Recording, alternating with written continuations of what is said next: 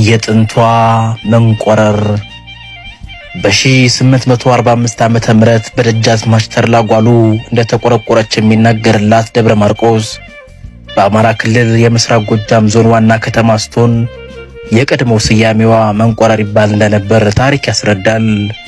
በጊዜው የሀገሩ ገዢ የነበሩት ንጉሥ ተክለ ሃይማኖት የመርቆሬዎስ ቤተክርስቲያን በመብረቅ መመታቱን ተከትሎ በምትኩ ባሰሩት ቅዱስ ማርቆስ ቤተክርስቲያን ከተማዋ እንድትሰየም ካወጁ በኋላ ደብረ ማርቆስ መባል እንደጀመረች ይነገራል። ከአዲስ አበባ በስተሰሜን አቅጣጫ በ300 ኪሎ ሜትር ርቀት ላይ የምትገኘው ደብረ ማርቆስ ከባህር ጠለል በላይ በ2446 ሜትር አማካይ ከፍታ ላይ የምትገኝ ሲሆን ደጋማ የአየር ጸባይ አላት።